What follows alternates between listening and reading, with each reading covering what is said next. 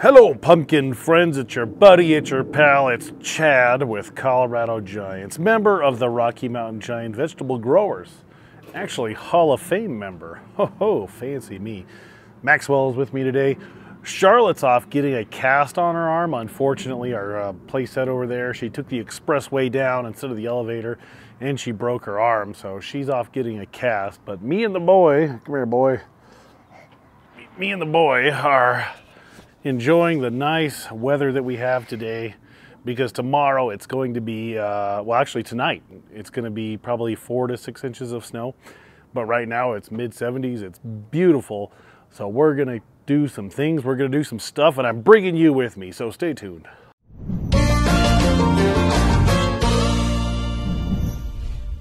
We appreciate you tuning into the channel.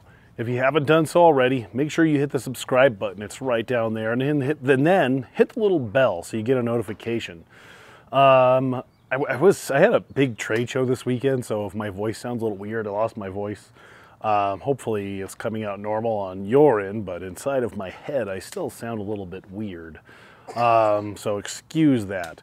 Go to coloradogiants.com if you're interested in purchasing giant pumpkin seeds or Colorado Giant swag. Thankfully, a customer reached out to me and made me aware that I had not yet sent out his order, and he asked where the heck it was. Because of that email, I looked and I had several orders that I hadn't sent out, and I figured out that the site wasn't sending me emails or notifications when an order was processed. So I apologize about that. There's a few of you that your emails or that your orders are a little bit late, but don't worry, they're all sent off today. You'll have them in 2 to 3 days. If it was more than 2 days ground, I upgraded you to Express for free on my dime just because of the delay, so sorry about that. Thus far, springtime in Colorado has been extra Colorado this year. The 70-degree snowy day back and forth has been a lot more frequent than it usually is. Usually the springtime snows are semi-infrequent. But we've had a lot of springtime snow and cold this year, which is fine. It's not a big deal. My plants are inside, but today we need to start the process of putting them out inside the greenhouse. So we're going to take a look at the seedlings.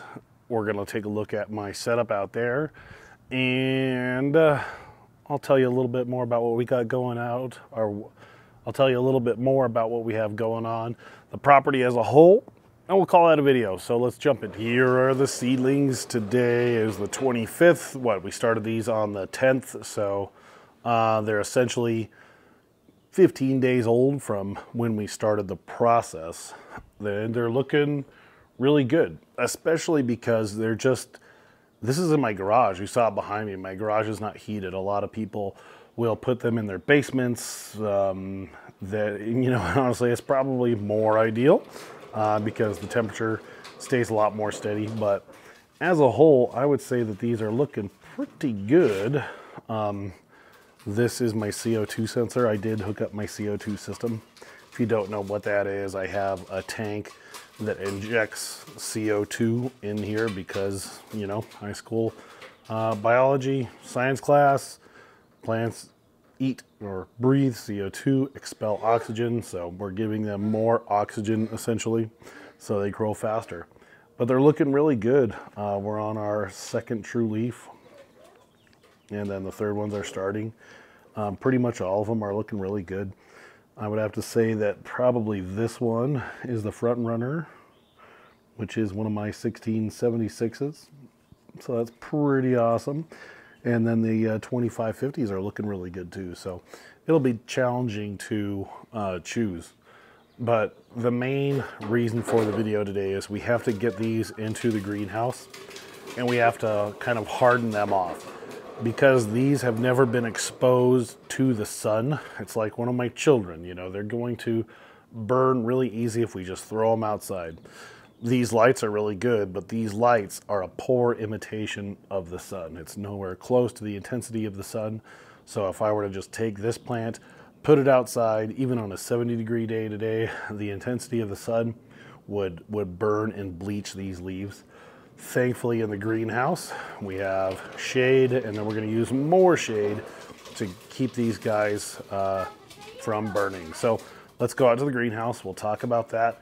The plants look really good, and let's go check out that setup. While we're out and about, two things that I really need to get to work on are my garden area as a whole. The garden area as a whole really has been neglected largely from the fall. So I need to pull my weeds. We had an emu escape and flop over the fence and pretty much destroy this fence. So I need to fix all this fence this year. I'm going to redo that. My buckets, after 3 years, my bucket gardens that work really good. I'll probably do a topic on that. Those are roasted from the sun, so I need to get those out of there. We'll get that all looking good, and then we'll move on to the next thing. And on that topic, the next thing is the garden bed on the side of the greenhouse. Don't touch that, please. The next thing is the garden bed on the side of the greenhouse over here. That got overrun with like really tall weeds, sunflowers and whatnot. So I took down my fence that keeps the chickens out, and I need to finish pulling out all those weeds, the corn stalks, the rest of the sunflowers, get all that cleaned up, rototill it. I might throw a little compost down there. And then I'm going to cover it with a weed fabric, because what I want to grow in there this year is like watermelons and jack-o'-lantern pumpkins and maybe some potatoes and things like that. So I'm going to use plastic mulch or weed fabric on the vast majority of that to keep that weed pressure down and less work on me, if I'm being honest. So that we started it, but we've got to finish it just like every other project. We're inside the greenhouse now.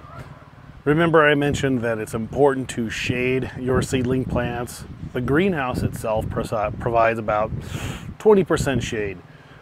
Then in the mini hoop houses, those are probably another 20% shade. So when I bring my plants out here, they have about 40% shade in total. And I have found that that works pretty well for keeping them from burning. So I don't have to worry about that too much. The things that we do have to worry about are just the weather and the temperature, the main one. Because again, we're in the greenhouse, it's going to be hot in here. Even if there's snow on the ground, if the sun is shining, it's going to get hot in here. So it's going to be hot in there and here, and then double hot inside those things, because it's a mini greenhouse and it's all sealed up. So right now I can see the fans are on in there, but I haven't opened them up yet for today. Let's go look and see how hot those are without me opening them up. Here we are at the greenhouse, inside of the greenhouse, or perhaps the greenhouse.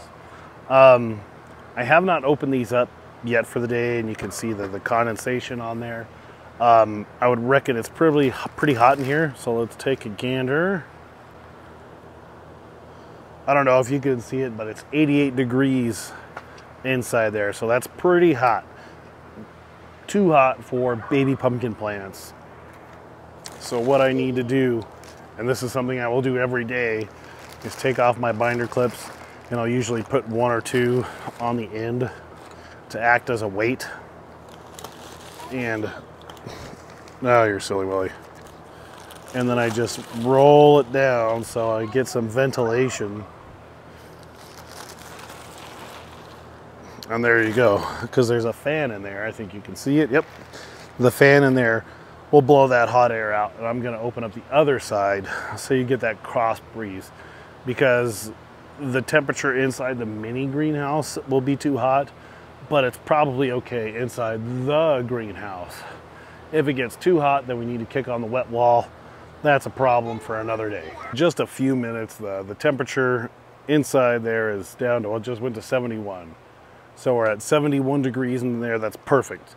You know, I could maybe even roll that up a little bit more if I wanted to, or keep it a little less open. All in all, these are ready for the plants to, at a minimum, go inside here just to acclimate. So what I will do is I'm going to bring my CO2 system out here, and I'm going to put my CO2 system in one of these greenhouses. That's going to be one of the things that I do separately this year. One plant will get CO2 once they're planted, the other one won't. I want to see if there's a measurable difference between the plant with the CO2 and the plant without the CO2. I want to see if there's, you know, anything to that, if I should continue to do it, or is it snake oil? Who knows? The other thing that I really need to do in here is loophole. My pumpkin patch as a whole is doing what I want it to do. All the weeds are sprouting because I'm going to rototill one more time, and that will kill all the weeds that are on the top. But when I rototill, that will bring up fresh seeds. It'll start that process all over again. But at least I'm killing, you know, a good chunk of the weeds that are on the top right now anyway. So I'm going to grab Max. We're going to grab the lupo that's over there. We're going to get all the weeds up inside of these. We'll water it really good, and then we'll bring the plants and the CO2 system out. We'll set them in here. I'll show you that. Probably call it a video at that point.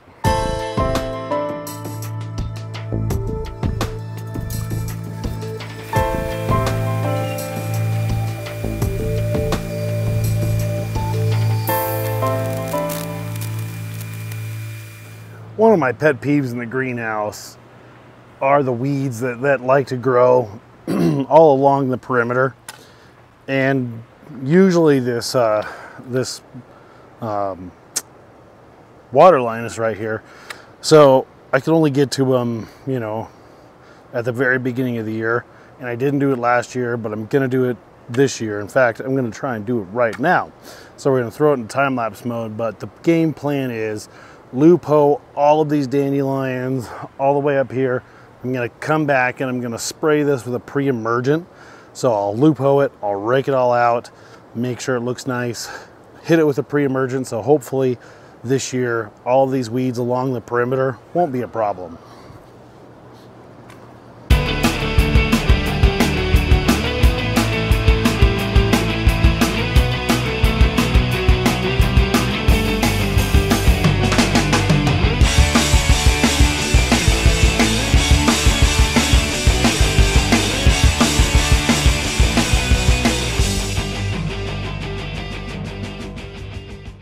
Alrighty, that was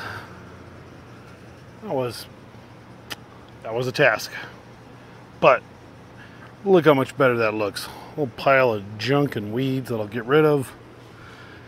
But from front to back, I leveled it out, pulled up, you know, all the weeds with the lupo, smoothed it, kind of have a uniform walking path now.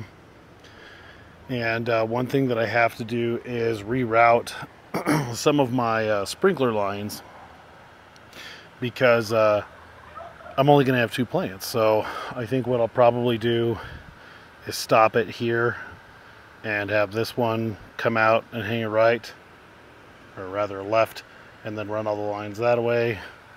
And then I'll bring another one up, that one, and I'll bring that one up here and do the same thing. Have it go, you know, U-turn down, or maybe, you know, I'll have one down there. We'll see. I haven't made up my mind, but I'll have it run that way and then run the drip lines laterally. But all in all, that was feels good to get that project done. I've been wanting to do that for a while, and it looks so much better. And then I went back through and I mixed up some Roundup with a pre-emergent and a surfactant. A surfactant is basically an oil that binds the, you know, whatever you're using a little bit better. It makes it basically sticky. So stuck it to anything else that might be alive down there, and then hopefully that pre-emergent will keep things from coming back up. So check that one off the to-do list. Just got to get rid of that pile of weeds. The pumpkins are in the pumpkin patch, looking pretty good. Go down the row. I think the best ones are my 16 whatevers. I can't remember that seed number to save my life. But the 1600s are the ones that are looking the best. Like, I think that one looks real good. This one looks real good right here. And then this 2550 looks really good too. But I would say these 4 are the ones that are first in line to get planted. Those 2 down there at the end look pretty good, but these ones just look better. Watermelons are coming up I have no idea if those are fast or they're slow because I've never grown one before.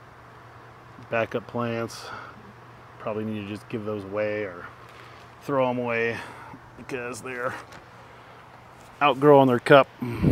And that is about it. I loop hoed all the weeds in there, so all the weeds should die.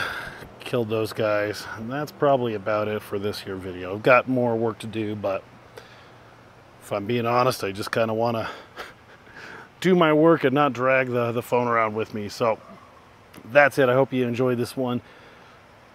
Like the video, subscribe rather. Comment below if you have any questions, and when I have more time and a day with higher patience, I will get back to your comments. That's it. Have a good one.